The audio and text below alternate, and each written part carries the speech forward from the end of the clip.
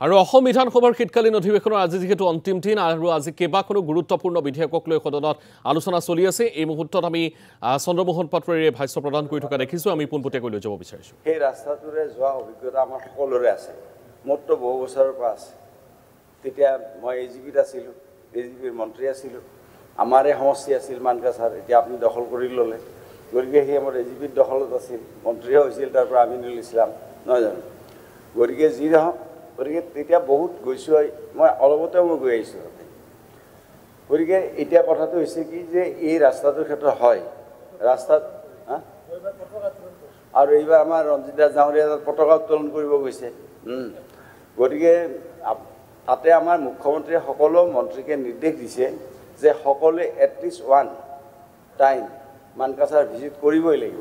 আমাৰ সকলো মন্ত্ৰী মানকাছাৰ ভিজিট কৰি নিজৰ নিজৰ বিভাগৰ কথাখিনি চাইছে। আৰু ময়ো ভিজিট কৰাৰ সময়ত তেতিয়া অলপ পানী আছিল। এই যিটো বৰ্ডাৰ ৰোডৰ কথা আপুনি কৈছে, সেইটো যদি ভাঙি যায় তেতিয়াহ'লে বাংলাদেশৰ পৰা একদম ডাইৰেক্ট মানুহখিনি ইয়াতে সোমাব পাৰিব।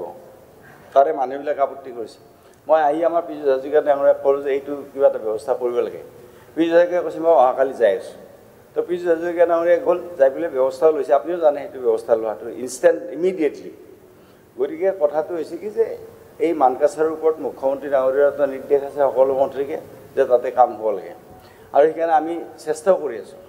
মই প্ৰথম ভিজিটতে গৈ আপোনালোকৰ দ্বিতীয় অফিচ নাছিল, মই ট্ৰেন্সপৰ্ট মিনিষ্টাৰ আছিলোঁ। গতিকে মেঘালয়ত যায় আপোনালোকে। গতিকে মই প্ৰথম ভিজিটত দ্বিতীয় অফিচ কৰি দিলোঁ আপোনালোকৰ, আজি দ্বিতীয় মানকাছাৰ অফিচ হৈ গ'ল এতিয়া। গতিকে এইবাৰ যদি পাৰোঁ চাই লওঁ, মই কথা নিদিওঁ। এইবাৰ ফৰেষ্ট মিনিষ্টাৰ হিচাপে DF অফিচটো আপোনালোকৰ তাত কৰিব পাৰোঁ নেকি? এইবাৰ চাওঁ, মই চেষ্টা কৰি, কিন্তু এইটো কথা দিয়া নাই। দ্বিতীয় অফিচত কথা দিছিলোঁ, কৰি দিছোঁ। এইটো কথা দিয়া নাই, চাওঁ মই। গতিকে যি নহওক, গতিকে আমাৰ মুখ্যমন্ত্ৰী ডাঙৰীয়াৰ নিৰ্দেশ যে মানকাছাৰ সকলোৱে গৈ কামখিনি কৰিব লাগে। আপুনি যিটো ৰাস্তাৰ কথা কৈছে, এই ৰাস্তাটো হাতচিঙিমাৰি মানকাছাৰ পথটো প্ৰথমতে নেচিডত দিয়া হৈছিল, আপুনি জানে। আপুনি যে কৈছে বাৰে বাৰে কি দুৰ্ভাগ্য হ'ল আমাৰ, ৰাস্তাটো দিয়ে নহয়।